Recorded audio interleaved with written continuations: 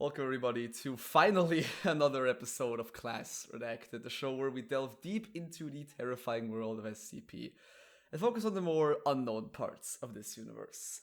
I am so happy that I get to speak these words again because, holy crap, the last month was incredibly stressful for me and I had basically no time to work on anything podcast related, but we're finally back and I'm very, very happy that we finally get to do this. Of course, it's not only me. My three guests are also here. Say hi, everybody. Hello. Hello. Hi. Yes, finally. Jesus Christ. Okay, so we're gonna pretend like nothing happened, and we're just gonna be rolling along as we always did, because today is a pretty good topic. Because we have been toying with the idea of doing anomalous places, like you could probably remember. And I've chosen a topic that's probably the most important place in the entire SCP universe. Probably. And that is because today we're talking about the Wanderer'S library, and by extension, the Serpent's Hand. Hey. I'm not gonna be doing we're not gonna be talking about the Serpent's Hand in this episode. I'm gonna do a whole episode on the Serpent's Hand later down the line. It's not gonna be like the church episode where it's only about the church, but I will be introducing the Serpent's Hand at least a little bit. So, the Wanderer'S library. Some of you have probably never heard of this. Some of you have heard of this, because it is on the main page of the wiki is a link to the Wanderer'S library. So if you've browsed the wiki anytime soon, you probably already saw that it's there. But many people don't know what it is. They say, oh, they see the weird green websites and they think, what the fuck is this? Like, what the hell? But it is very, very important. The thing about the library, as a lot of things in SCP, is that it has an in lore and an out of lore meaning. The out of lore thing is the following.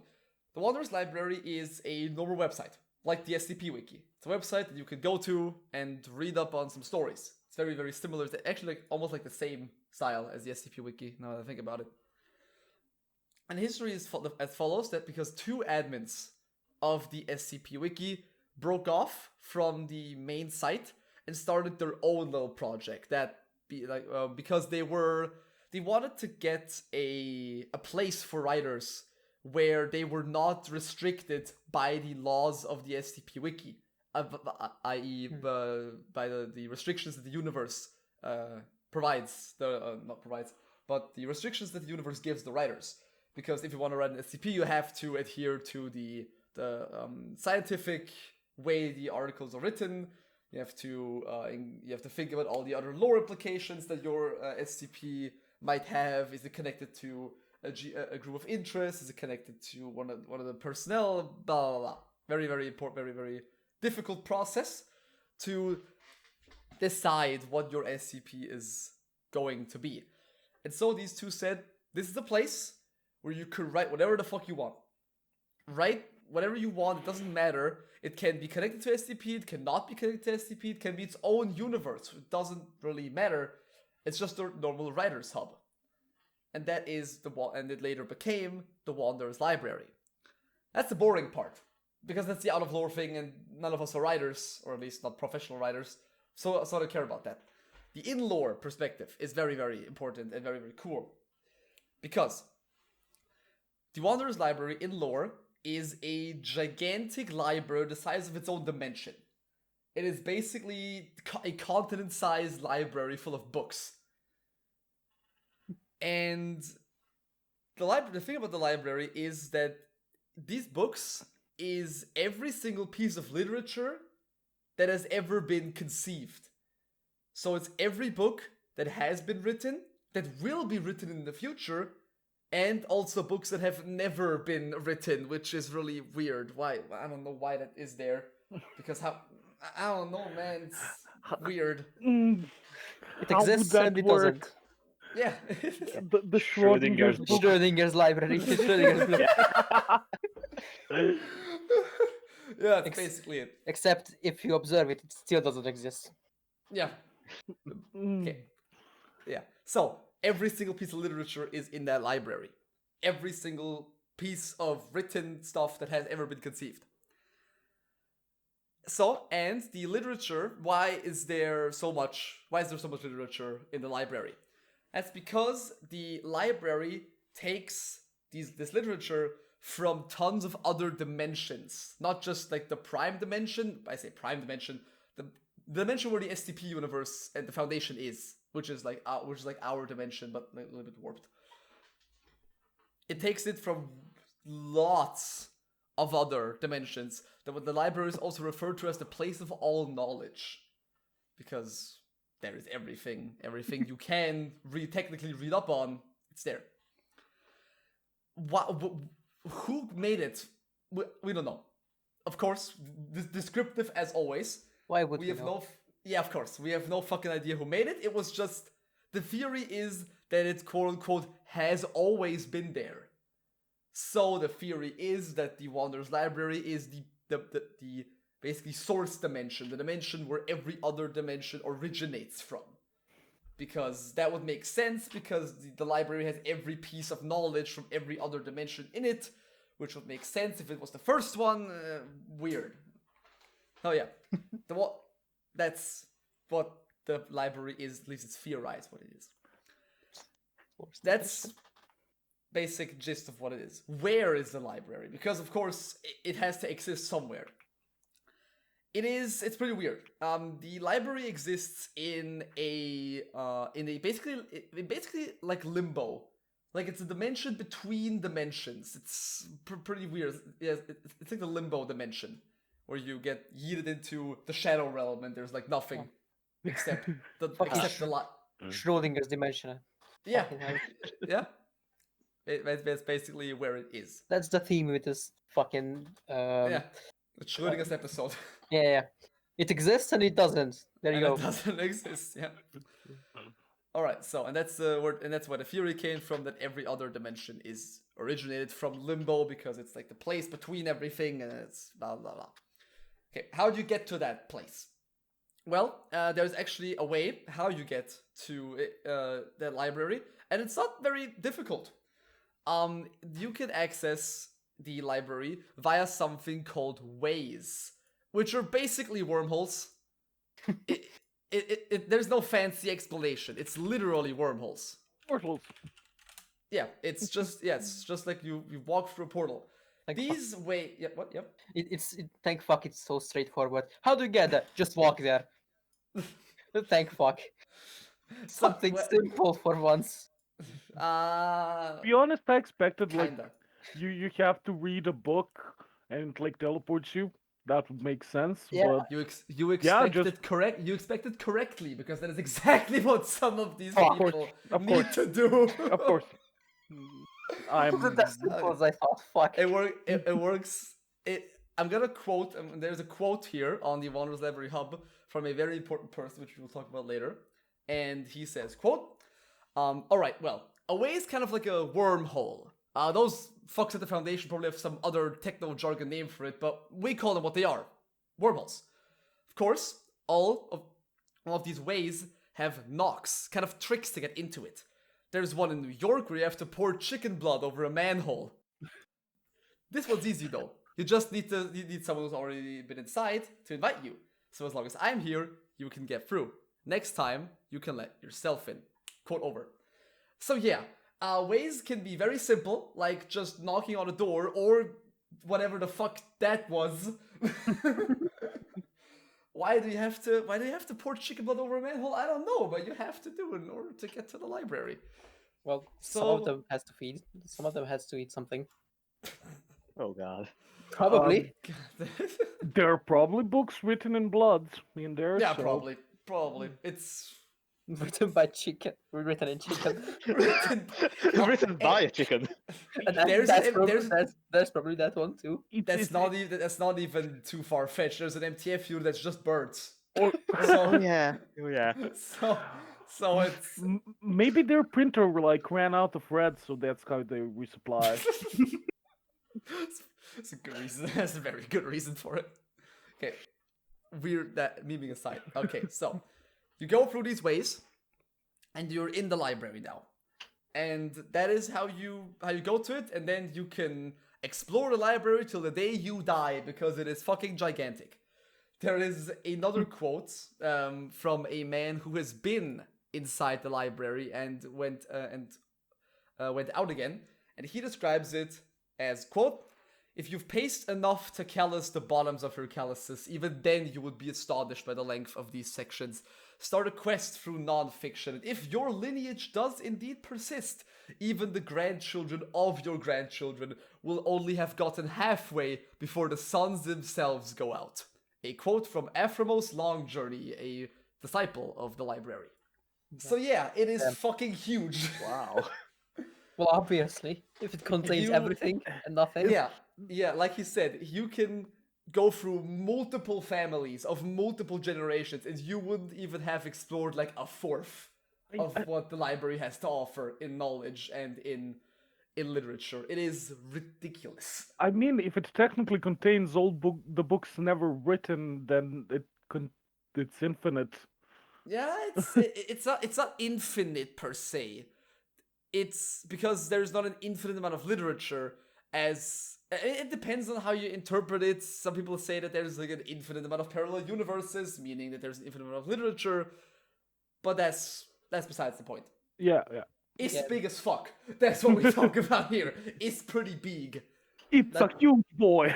It's a pretty huge boy. That is exactly what it is. The best way to describe it is, again, Schrödinger's big. It isn't big and it is big. That's easy. Yeah, exactly. Exactly. So, but of course, the library isn't just one big room of books. There are also people that live in the library, which is very weird, but they are also very weird. The first one we have are called Docents. These guys, I will get a picture of them in the Discord. They are people who, they're basically your guides in the library. That is what they look like. They look very terrifying. And these are called Docents. These are your guides. These are your friendly people that say, look, you want to find the book? There it is. So you go they to look friendly. Yeah, so you go to the creepy no-mouth shadow man, and Yeah, everything's gonna be fine. Looks like they just walked out of IKEA. A pretty normal librarian, I would say, Yeah, to be honest. Yeah. He's even got a nice suit on. Yeah. Nice suit. To be honest, I expected worse. I'm happily surprised. Don't worry, you will get worse right now, because the next people are called the Pages. Pages are the organizers of the library. They sort all the books and make sure that everything is in its right place. They are not humans, but fucking spiders. No, thank you. They are spiders with human hands that crawl around the library organizing books. I don't know who thought of these nightmare creatures to be friendly librarian employees, but I don't know. I really don't mind like most of this picture, but why does it have humans on its ass? Because yeah. Why? Just because. It looks like it's made of mannequins. Yeah. No, thank you. But like only spiders is enough. No need to be mannequins at the same time. The worst thing. Why the fuck is his spine exposed? Yeah, that was what I was thinking. There's exposed spine and four eyes. It's not even that it's creepy. It just doesn't make sense. Why would you expose one of your biggest weakness? I really want to find the creator of this photo and like offer them therapy. Like, are you okay, man? Do you need a hug? They need more than a hug. So, these are the people who organize the library. And the last ones are called the Archivists. These are your basic librarians. They have a desk, and when you go up to them and then you ask, where can I find this book? And then he will say, go to row 5,400, the 1 millionth book down on the left. And then you go find it. Good luck. Yeah. Do you have at least like segways for rental, or or do you have to go on foot? You get scooters. I think you could ask the Docents for shortcuts because they like are there you guys to say okay you have to go there and there. I'm not sure I want to. I mean they do help you. It's not. Yeah. It's not like they will kill you on sight, but we get that part later. Oh god. So the Archivists, I gotta get a picture. These are the people. They are the workers with no heads, as they're called, because that's what they are. Yeah, no. The dude on the left is the Archivist. The dude on the right is another interpretation of the pages. I think. Well, at least you don't have to worry about eye contact. Yeah. To be honest, I like this one better. Yeah. The furry worm with hands, that's much better than a mannequin with another mannequin strapped to its ass. This is where I'd make a topical joke. So no head? That removed from group but looking mighty promising now. Oh god. I mean, with all those flying hands, the Yeah. man can take a lot of work. Yeah. And he knows where every single book is. You have to just ask him. But the problem is you need a library card because you're in a library. Well, obviously. Yeah. So and it's better to not lose it because the library card is basically your soul in this in the Wanderer's library.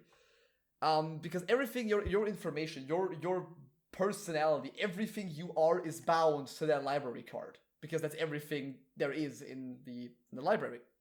And if you lose your card and someone gets it, they quote unquote own you. Because they have your soul basically. So don't lose it. That's just called slaves. What the Yeah. fuck? Yeah. Yeah. This just seems like slavery with extra steps. Yeah, It's not slavery because once someone gets your library card, they can control. They are you. It's not like they control you. No, they are you. They turn into you. That is what's happening here. Right. What happens if they have more than one card? Like, do they That's- switch that- out that- like that- fucking cartridges for That's Game Boy Advanced or? That's a good question. It is nowhere explained, and I'm pretty sure that I don't want it to be explained. I have an answer. Multiple personality disorder. Oh yeah, Yeah, that could work. yeah. That could work. Yeah, that's Like a probably- one-man band type. Yeah, Wait, how do they become you? Do they just have your personality or and like it says, everything, or do they have your body too? It says here they get control over you and become you, aka they are you. So vague answers as always. Fuck yes. Yeah, basically. So if we go to the route of they have your mind and they can control your mind and they become your mind, you can have multiple people it's like multiple personality disorder, I guess. I Like- think it's really weird. It's never really explained. It's probably somewhere explained in the depths of the stories that are on the library website, but I haven't dug into that yet. Because that could make sense. I'm just trying to make sense of madness here. Like you can switch between multiple personalities so that you just don't control a lot of like 40 bodies at once. You just have like 40 personalities. And that could make sense. could technically work, but I don't know. I don't know. It's SCP. Nothing makes sense. Yeah. Nothing makes sense and everything makes sense. Fuck yes. Yeah, at the same time. All right, so don't lose library card. TLDR. Also, when you lend the book, because you have to, of course, give it back. There's a library. If you don't give it back, they will make you give it back. So just like normal library. Just And like a look- normal library, yeah. and if you look at the 3 types of employees that are in the library, I think you don't want them to make you give it back. I don't know really what they're gonna do to you if you don't give a book back. I think I know where the human staple to the spider's ass comes from then. Oh I no. don't know. All right, so and it's pretty weird to say, but that's basically the library. That's basically everything you need to know about it.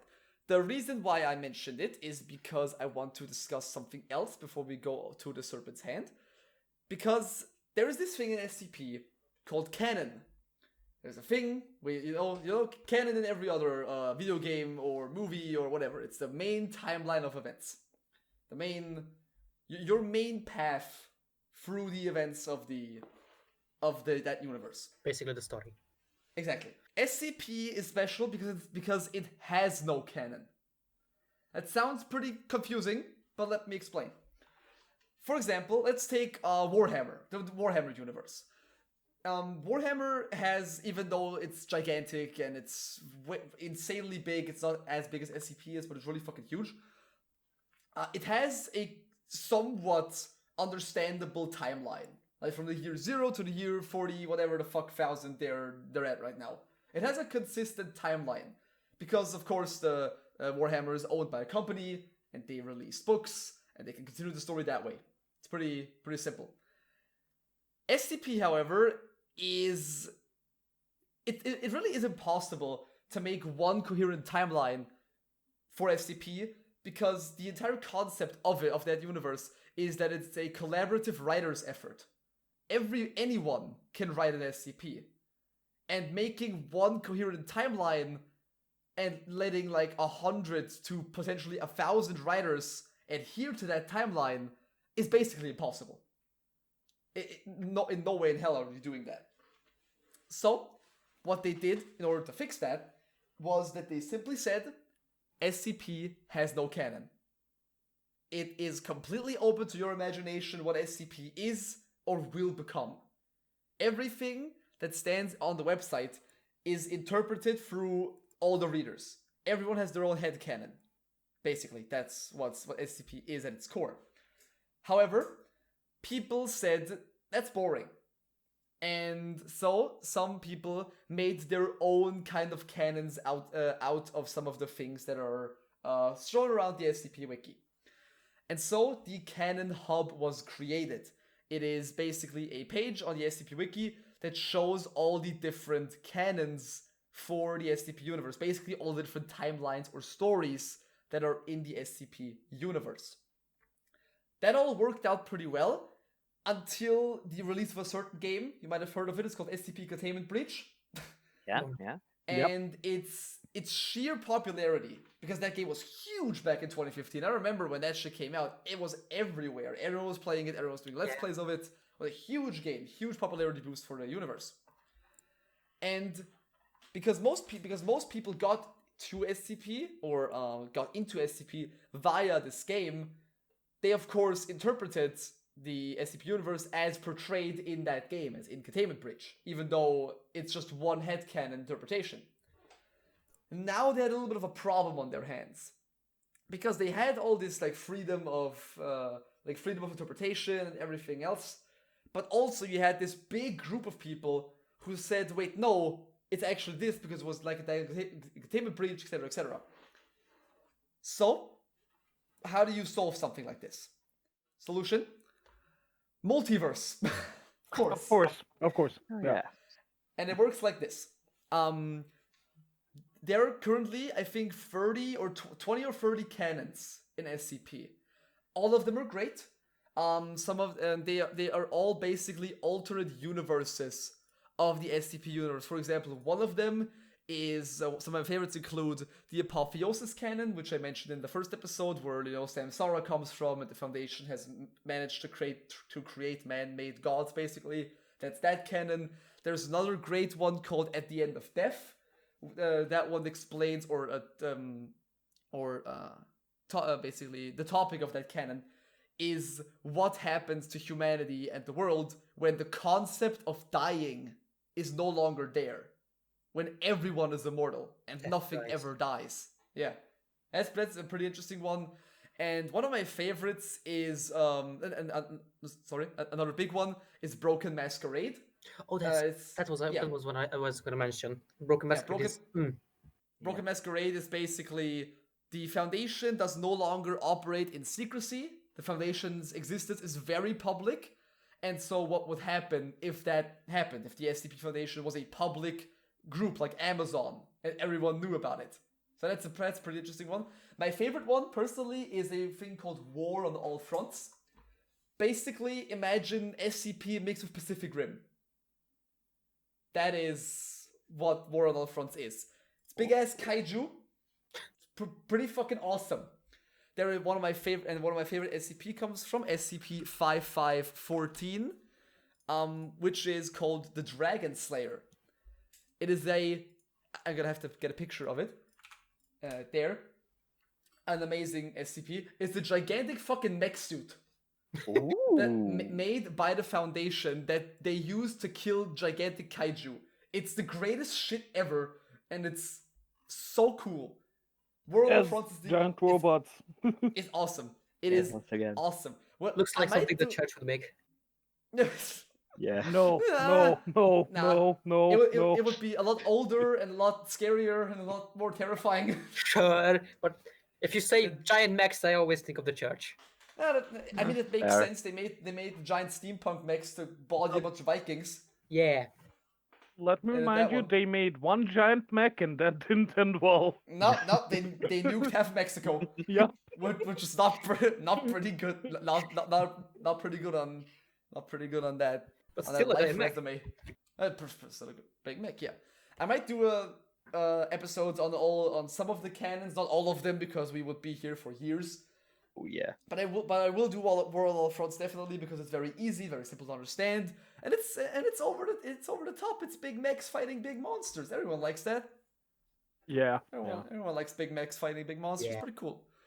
But away from this, so all these canons, all these alternate universes, how do they connect together? Through the library. The library is the place where every single canon of SCP comes to connects together. And this is why, in my personal theory, in my personal interpretation, that the SCP Wiki has informations or has documents from completely different stories. Because Foundation was able to get into the Wanderer's library and yoink a bunch of books and write articles on SCPs that are existent, because the Foundation is no stranger to interdimensional travel. And so that is my personal theory, that the library is the center of the entire SCP multiverse. That's the best thing I can do to make this not completely confusing. Because it's pretty gigantic. Like, every multiverse is weird, and I don't know, man. How do we get to the other multiverses? Can you jump between multiverses, or do we just have it like separate canon? It works like this. Like, from my interpretation, you go to the library, you pop out from your dimension, you go away in your dimension, pop to the library, and then search one of the exits, or ask some of the employees to show you one of the exits, and then pop back out, and then you're in the new canon or new universe, basically. And it's pretty easy how to explain it. You just have a metro station where you take different metros.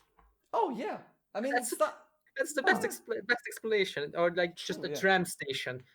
Yeah, You just go there, and you have It's not- different trams or metros, different way, and you can get off at different exits. Boom, different that's- universes.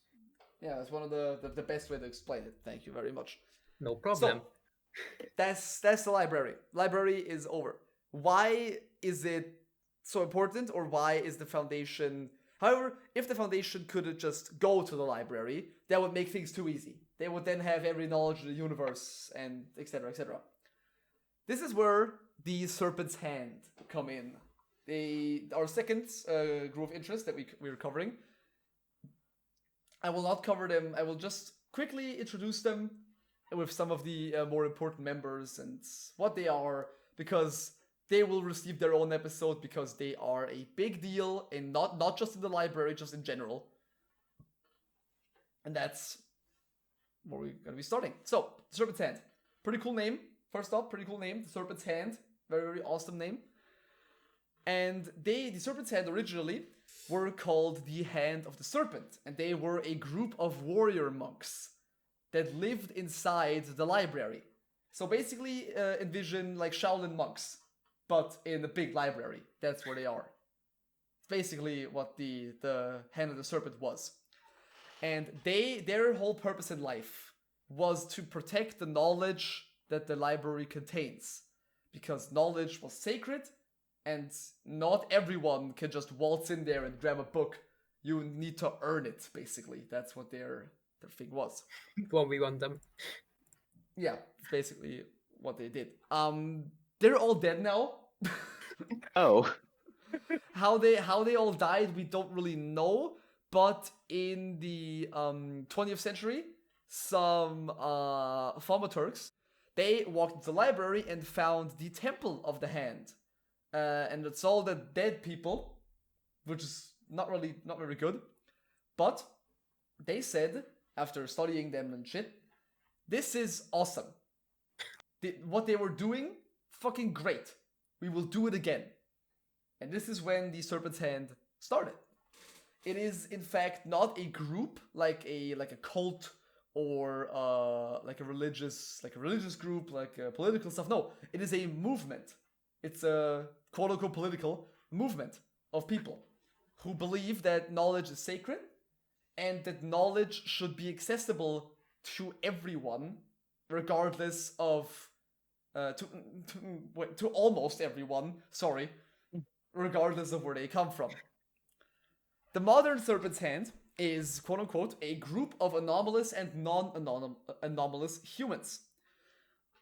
And because in modern means that because back then there was like a pre-Foundation era when the Hand of the Serpent was around. That was like thousands of years ago. Modern is right now, with the Foundation being being there and all the other groups being there, etc. The modern version of the Hand, they embrace the existence and the usage of anomalies, particularly humanoid anomalies. So basically, they see these weird, fucking creepy monster creatures and say, "Fuck yeah, that's the shit we want." That's what they like anomalies. They like them a lot, and they want to have all of them because they're pretty cool. The problem is, the Foundation, they say they see anomalies and say, "Put that shit in fucking Guantanamo Bay." And so the Foundation and the Serpent's Hand don't get along very well, because the Serpent's Hand say, "What the fuck? You're like jailing innocent quote unquote beings. How can you do this?" And the Foundation says, "What the fuck? If we let this thing out, it will kill the entire fucking world." And the Serpent's Hand say, "That's fine. You can just yeet to the library. It's fine. There are a million other worlds to colonize." That's basically the feud between them is very funny. And that's what the Serpent's Hand is all about. You can there's also no procedure to join the Serpent's Hand. You can just join them. You can yeet out a Twitter post, "I'm a member of the Serpent's Hand," and they will acknowledge you. They will say, "Yeah, come on, awesome." They have a hashtag on Twitter. Yep. Hashtag free SCP. Yeah, so you can just randomly join them. Of course, when you start joining them and when you are a very active member of the group, you will be visited by one of their leaders through some means. I don't know, they find your house or whatever. They dox you, I don't know. Well, that's welcoming. Yeah, they will show you the basic rules of what the Serpent's Hand is all about, what you're allowed to do, what you're not allowed to do, etc., etc., etc. The Serpent's Hand, while the Foundation and the Serpent's Hand don't really get along, they're like a little, feud. The Serpent's Hand fucking hate the GOC. They fucking despise the GOC. Who doesn't hate the GOC? Hey, I like the GOC, they're funny. Quick refresher on the GOC, or the Global Occult Coalition. They are a political organization focused on the destruction and eradication of anomalous objects. So while the Foundation wants to contain them and study them, the GOC basically fucking pulls out an AR-15 and starts gunning them down immediately. They have how horrible they are. They have pretty good memes. I like the GOC because the GOC in lore is not just sees anomaly, launches nuke immediately. That's not what the GOC is in lore. The GOC is actually a very conservative and tactical group of interest. They're not just kill everything instantly. They're very tactical about it. They have discussions of what they should do with these anomalies. They communicate with the Foundation every single time, saying, is it too dangerous to be kept alive? So do we go in? And the Foundation says, no, it's fine. We could handle it, etc. But that's boring. And see anomaly press nuke button is pretty funny. So so you can interpret them however you like. It's SCP. Who cares? Yeah, it's the equivalent of Inquisition memes for Warhammer. No, Yeah, exactly. Yeah. no, you can't just destroy random SCPs that aren't harmed. Ha ha, vuchiporgo, brrr. Oh, I know. Oh no. Yeah. So like I said, they often have discussions with the Foundation for obvious reasons, because they will like find the Foundation will find an anomaly, and the GOC's like, what the fuck, man? This shit is way too dangerous. Kill it instantly. And the Foundation's like, fine. We're gonna develop another weird fucking blood ritual to keep it contained. It's fine. We did it before. Every time we speak of the Foundation, I get a clearer and clearer picture of just like 4 monkeys sitting around a table with a bunch of shots and going at it like, yeah, it's gonna be. This is fine.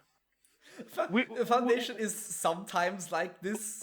Sometimes they are actually, if we're like really lore accurate, they are. I mean, they're like some of the best scientists in the world are at the Foundation. They are incredibly smart about it, and after like months and months of research, do they find ways? But due to the nature of SCP articles, how they developed, and how insanely complicated some of the writers made the containment procedures, it's a pretty good meme of saying just the Foundation tries weird shit and something's bound to work. Monkeys and typewriters. Yep, basically.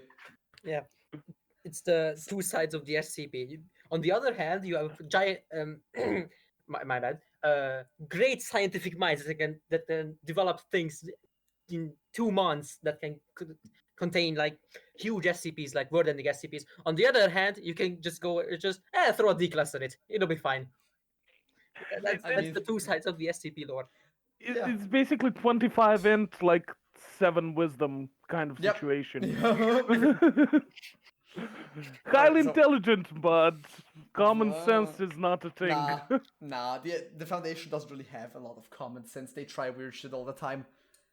Like I said, in our later episodes, I will go more in depth of what that weird shit is. I'm very, very excited for it, but I have to research a lot, and that will come later. So, back to the GOC. The GOC is ruled by the Council of 108. They are 108 people who rule the entire GOC. Who are they? I don't really know, honestly, but it's theorized that they're like the big political figures, like your American, Russian presidents, Chinese governments, big superpowers, basically. That's the Council of 108. So, okay, the Council of 108, basically. Council of 108 rule the GOC. And with the GOC and the Foundation, it's basically like a judge, jury, jailer, and executioner. Judge and jury are the 108. They say what to do.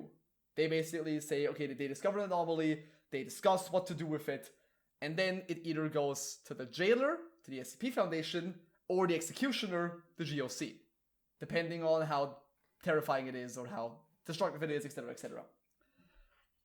That's basically what the GOC is. Quick little refresher. And the Serpent's Hand, of course, the GOC being the executioner, fucking hate them. They are not even close. Like, the level of hate is unprecedented. Like, they want to eradicate everyone that works at the GOC. They want it wiped from existence, the Serpent's Hand.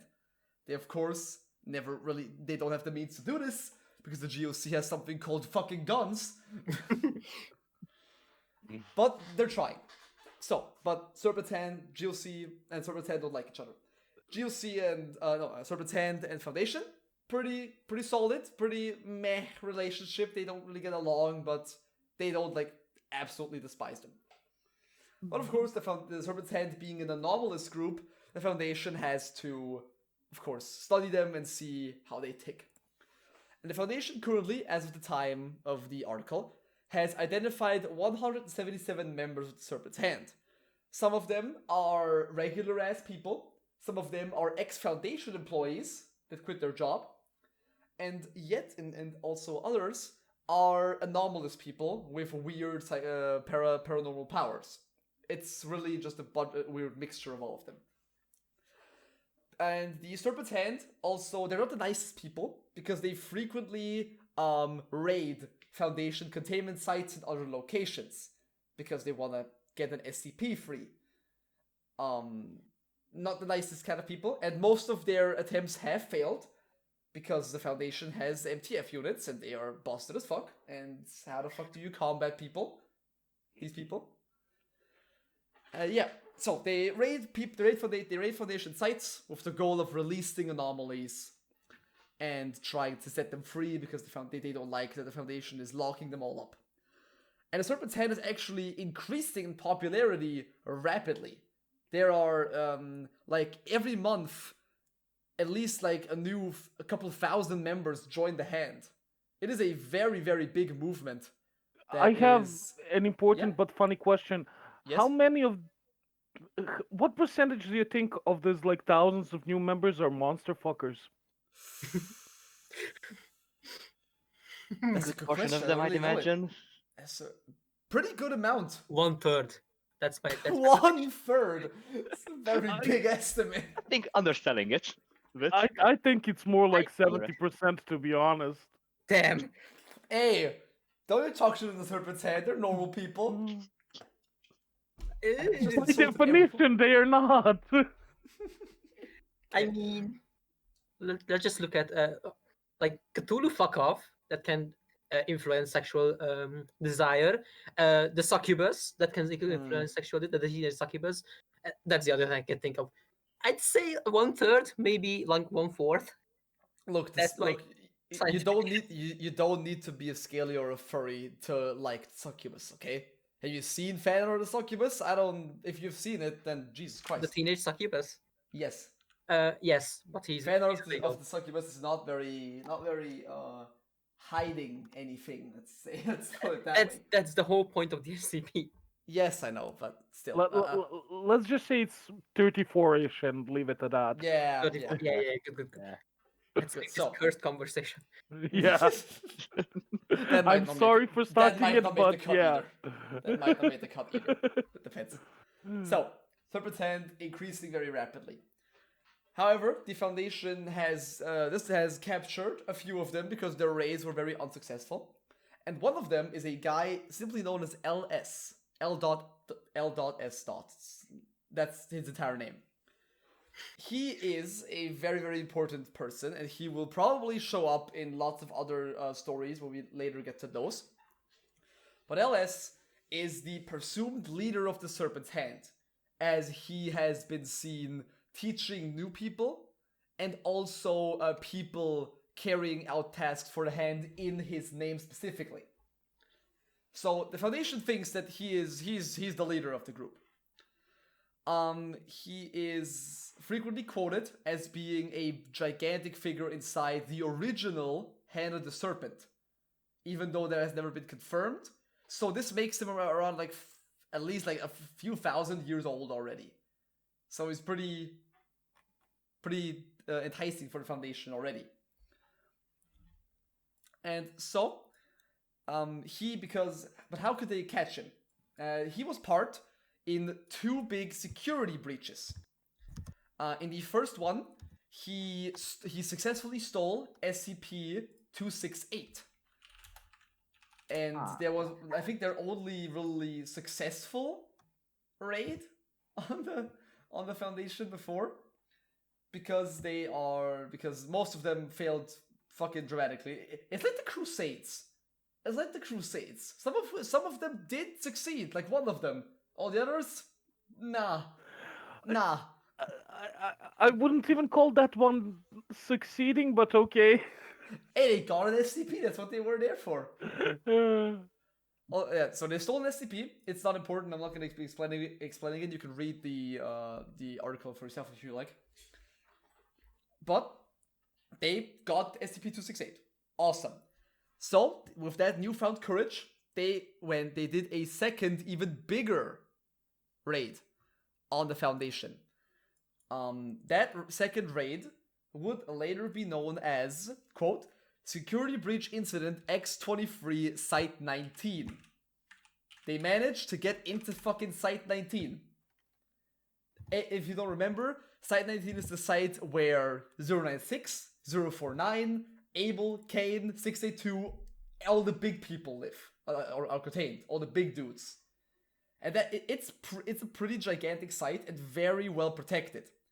And the fact that they even got into Site 19 is impressive enough. And so the Foundation said, we need to fucking get this guy. Because there's obviously something about him that makes the Serpent's Hand keep being successful with these raids. And so, they are currently actively trying to hunt down LS.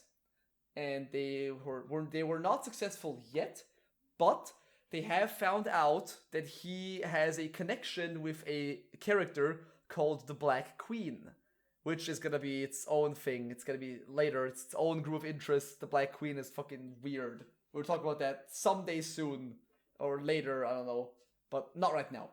But Black Queen, very important character, and the fact that they are there are ties between the two. Foundation is very, very keen on getting that fucker, because there's obviously something weird going on with him. So, however, the Serpent's Hand, of course, this is the SCP Universe. They're not just the GOC and the Foundation. They are also, of course, lots of other groups of interests. You know, the Sarkics, the Church, the Alexia University, the Class 76. It's not really like a big class. The class is really like a GOI. It's like a group of people. These other people. Are We Cool Yet? Also very good one. They all have ties with these anomalous groups because they like anomalies, and so they talk with them a lot. They send messengers out to them. And they're mostly pretty cool. They're pretty chill. The Serpent's Hand, they of course hate the GOC. They are very not fond of the SCP Foundation. Fun fact, they call the SCP Foundation the Jailers, and the GOC they call the Book Burners, which is very, very fitting, in my opinion. They're very, very fitting. Yeah. And of course, the Foundation wants to figure out what the Serpent's Hand's deal is. So they made an entire MTF unit, Tau 9, called the Bookworms, very on-the-nose name, for tracking and investigating the Serpent's Hand, and also for getting into the library.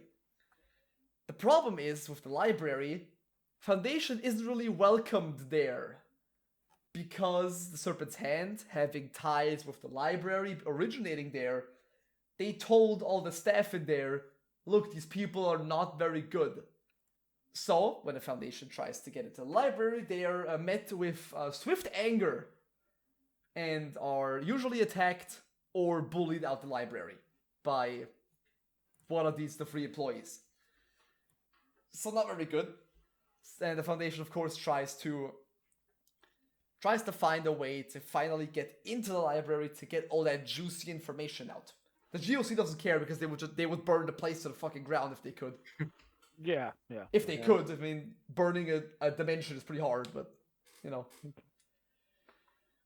And the Hand also has but other than those two, the Hand is very chill with other groups of interest. They have absolutely no problems with other groups of interest. They are they like the Church because they make cool robots, and they think that they're cool because they have found a way to make anomalies, which they have not. They kind of like the Sarkics. They find them pretty disgusting, like every normal human person should. Because, Jesus Christ, the Sarkics. But we will talk about them sometime later. I've been like teasing the Sarkics episode ever since I mentioned 610. Oh, SCP-610 is gonna be fun when I get to that one. I'm gonna have to put a big fat content warning on that episode when we get to 610. And all the other groups of interest are very meh. It's like cool, they're there, but meh. But they especially like Are We Cool Yet? Are We Cool Yet? Or ACWY. They're very, very weird. I will explain them. I can explain them briefly. They're basically think of an art student, but he likes anomalies too. He quote unquote paints anomalies is pretty fucking weird. Okay. How? Are we, are we cool yet? Are artists that use anomalous means or that use anomalies to make weird, surreal, propagandic art? They graffiti like their shit onto walls. They vandalize Foundation containment sites with their weird graffiti everywhere. It's really weird. It's weird. It's pretty fucking weird. How I mean, do even how do we yeah? even draw / paint with anomalous things? I really do not know. It's like, Yeah. Also, can't- are we cool yet? Are like they themselves are anomalous. They Well, they that are a explains. group of they're a group of anomalous artists. I gotta say their logo is pretty fucking great. Their logo is pretty cool. That's it. Yeah. That's the logo. Yeah, Their logo is yeah. pretty fucking Absolutely. awesome. But they are really weird. But because they are weird and they're all anomalous and they like anomalies too, and they for their weird art reasons, the Serpent's Hand are like very big buddies together with them. Well, yeah. Makes sense. Thanks. And that's basically it. That's the library of the Serpent's Hand.